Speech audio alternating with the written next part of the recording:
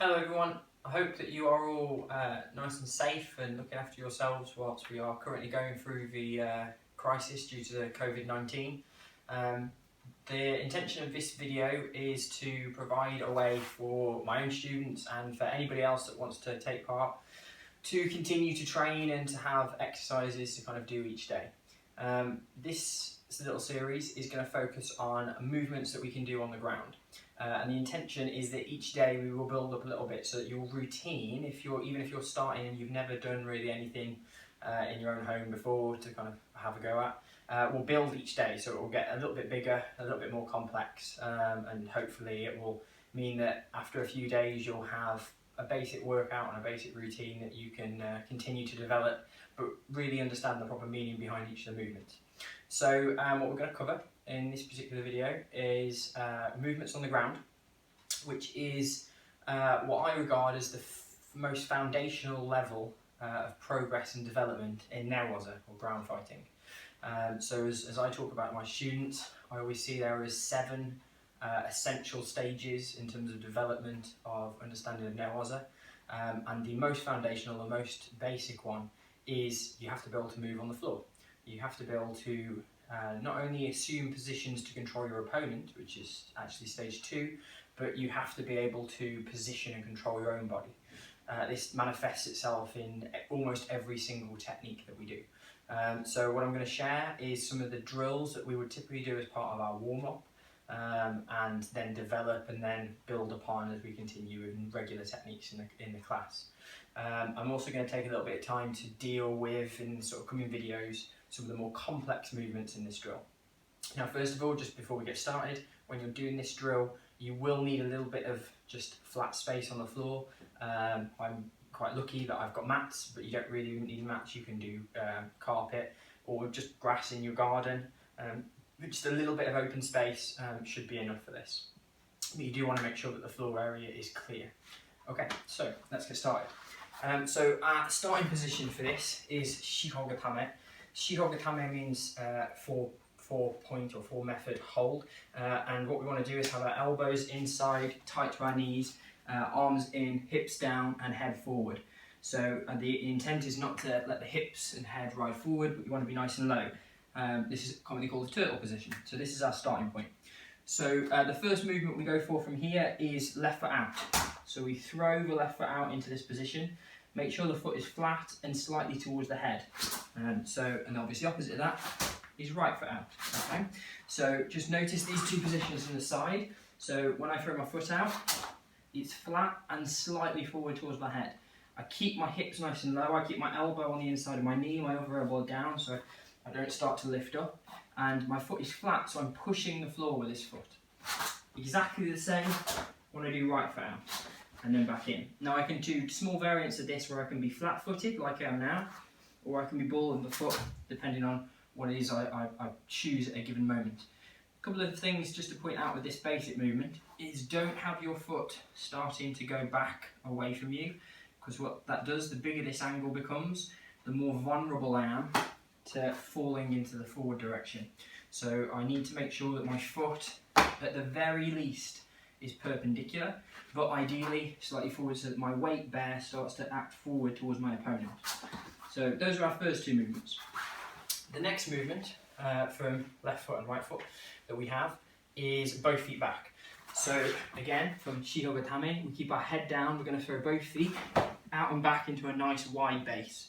The intention here is not to let your hips rest on the floor, to make sure that you're on the balls of your feet, your hips elevated, and you keep your head down, okay? So from here we can go both feet in, left foot out, in, right foot out, in, both feet back. So those are 3 really, really basic movements that we have. From here, next we have a movement that I give as the command swivel. So when we say swivel, as a general rule, we always use our right leg first. So I'm going to take my right leg, and I'm going to feed it underneath. I'm going to turn my hip and throw it through to my front left corner. So I do it in this direction. So I'm here. I'm going to take my right foot. I'm going to pivot. So my right leg comes underneath my body. And I'm going to take my right foot to my front left corner. So I have a nice wide base. So this is the position we would often be in for kezugatame or katagatame. But I've got my legs as wide as possible, like I'm doing a jumping hurdle, okay? So from this position, if I go back, whenever we're in this position, if I say swivel, we always go right leg first. And then from there, if we say swivel again, we go to the other side. So you can see it should be one motion. If you're starting this out, what you probably want to do is break it down. So you want to go back to both feet, then step your left foot through, remembering to have it towards your front left corner. If I'm going to do it in one action, what I then want to start to do is to transition the weight between my elbows. So in this position, if I elevate my hips, which isn't essential, but I have 3 points of support, my 2 feet and my elbow. As I transition my leg, I'm going to transition the weight that's in my elbow into my other elbow as this leg moves through. And so now I've got 3 points of support on the other side. So if I do that in slow motion, my weight is transferring between my elbows as I move. But I want to do that without allowing my head to come up. So I keep nice and low, elbow still in tight to the body, and then through. So that's our motion for swivel. Now a couple of extra rules we have when we do this drill. So if I go both feet back, in, left foot out, if ever we do swivel from a foot out position, whatever leg is underneath becomes our swivel leg. So from here, if I said swivel, we would throw the right foot through. If we're in this position, I throw my left foot. So we always follow the leg that is underneath becomes our swivel leg to here. So those first 4 basic movements, we have left foot out, right foot out, both feet back, and swivel. We're going to do 2 more in this basic drill, and these are really the kind of foundational movements that link everything else together. Before I get into the precise final 2 movements, I just want to emphasize one thing. Why do we do this? So imagine I've got an opponent that's in front of me. In the dynamics of the waza, they're going to be moving around a lot. Their intention is to create space, to get up, just to move around, create wedges, create frames, etc. So assume, for example, that I'm going to take one arm around my opponent's head and one arm under his far shoulder. So if you imagine that my opponent is here, their head would be in this position, I'd come under their head, around their far shoulder, and I create wedges and a frame around my opponent to isolate and limit their movement. So I can do that by having one knee underneath their shoulder and the other knee at the hip. So that would be a small variant of my shiho with hame position. Now if my opponent goes to bridge forward, in order to keep my weight down, I might choose, if they try to rock me forward, to go both feet back in order to keep my weight backwards. It might be that they try and turn me in this direction. So posting out of my left foot allows me to drive back and maintain that base of support. They might go in the other direction, and then right foot is important. Same basic thing, if you imagine that I'm over my opponent, so I've passed my opponent's guard, I'm in the mount position, as they try and bridge me off in either direction, I can obviously post with my hand, but I can also post with my feet, and I can also come through and change position at any time. I can do that equally from the side, so as my opponent starts to sit up, I might swivel to keep my weight, and then move back so that I can readjust. So always have that in your mind as you're doing this drill. Always imagine that you are pinning your opponent, you're on top of them. So, just a quick recap of what we've done so far, and you can have a go at this as we go through. So from here, left foot out, in, right foot out, in, both feet back, in, left foot, swivel. So that's what we've covered so far. And remember, we can swivel from here, swivel again, and come through. Now, we're going to add 2 more movements just for today. The next movement we have is spin. And when we spin, it always naturally follows the swivel position. So whatever leg we've posted forward, so in this case this is my right foot, this is going to become my pivot foot.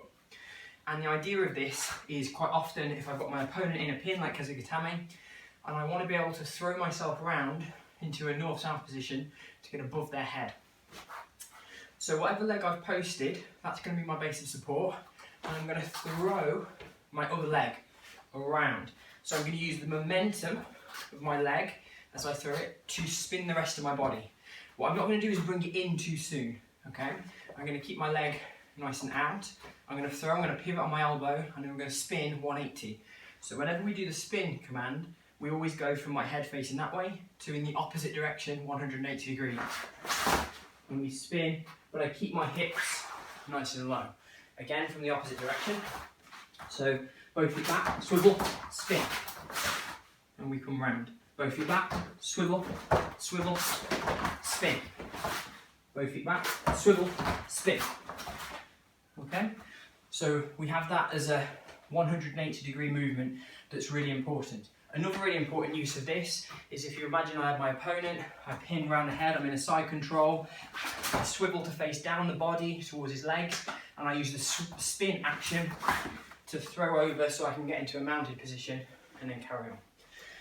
So we have left foot, right foot, both feet back, swivel, the various interpretations of that, and the spin.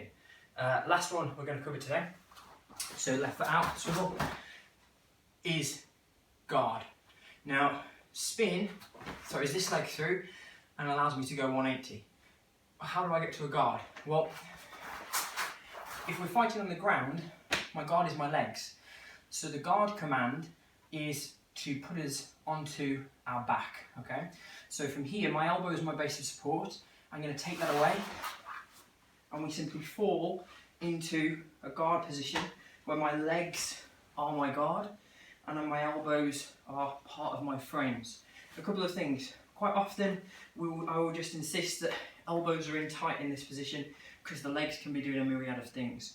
But what I can also do is realise that if I bring my feet up, I can form exactly the same frame and shape as when I was in my first position, which is shihogatame, but in two positions, pronated and supinated. So from here, this is exactly the same. It creates a really powerful frame that I can use, but quite often I'm okay to have the feet down. We would still count this as the same thing. So again, the guard command, from a swivel position or from any position, we just fall into our back. So I take my arm away and then come into this position. If I want, I can bring my feet up, or just keep them down, keep my elbows tight to the body. The more I bring them out, the more exposed and vulnerable I am. Again, from the other side, from this way, throw, and just turn. Okay. Again, so I'm just turning onto my back. And then the final one for today, backward roll. So we return back to our original position. So again, if I've turned into my guard, so that I'm in this position, I'm going to turn my head over my shoulder, elevate my hips, and then come back through to a backward roll. As I come up, because this grip drill is about keeping down, I immediately come back into my shihogatame position. So again, from here, I'm into my guard, my elbows are in, I turn my head, and then we come over. Sometimes I will say backward roll over a specific shoulder, sometimes I will just say backward roll, and then it's up to the students to make a choice. So, now we've gone through all the basic movements, now it's time to have a couple of basic goes. So we're going to do some together, and then what I'm going to do as well is share some videos later of some just set routines and some drills that you can have a go at doing as well.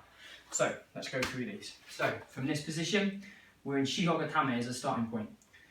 Left foot out, in, right foot out, in, left foot out, swivel, spin, both feet back, swivel, guard, backward roll, left foot, swivel, spin, right foot, swivel, spin, both feet back, in, left foot out, swivel, guard, backward roll, left foot out, swivel, spin, left foot out, in, right foot out, in, both feet back, swivel, swivel, swivel, swivel, spin, both feet back, swivel, spin, and rest. So in a normal lesson, if we were doing a warm-up, we would do this kind of thing quite regular at the start, just to get the heart rate going and to get a little bit of movement, okay? So we're going to do it one more time. This time, we're going to try and go a little bit faster. If this is the first time you've done it, you'll probably make a dozen mistakes, but replay this little bit of the video a couple of times, have a few goes through, see if you can keep up. Okay, Round 2, let's go. So, left foot out, in, left foot out, in, right foot, in, both feet back, swivel, guard, backward roll, left foot out, swivel, spin, right foot out, swivel, guard, backward roll, left foot out, swivel, spin, left foot out, swivel, guard, backward roll, both feet back, swivel, spin, left foot, swivel, both feet back, in, right foot, swivel, both feet back, in, left foot, swivel, spin, left foot, swivel, spin, both feet back, in, right foot, swivel, spin, both feet back, swivel, guard, backward roll, and yasame. So, I hope you found those basic movements useful. Like I say, if you really want to get your heart rate going, do that final routine and the previous one a couple more times. Just rewatch it, cycle through both of them, have a small rest, and then carry on. I'm going to do some longer ones. There's other little videos without any explanation that you can just have a go at, try and keep up with, and as we go through the week and we do extra positions, I will add those in. So by the end of the week, when we've gone through all these positions, you will have almost the full basic set of movements that we do that will allow you to practice totally on your own, or you can incorporate this as part of your regular warm-up. Hope you enjoyed it. Make sure you stay safe, guys. This is a crazy time for all of us, and we've got to keep training the best way that we can. Don't forget, keep washing your hands. Don't go out if you're not being asked to, and take care of each other. See you very soon. Bye.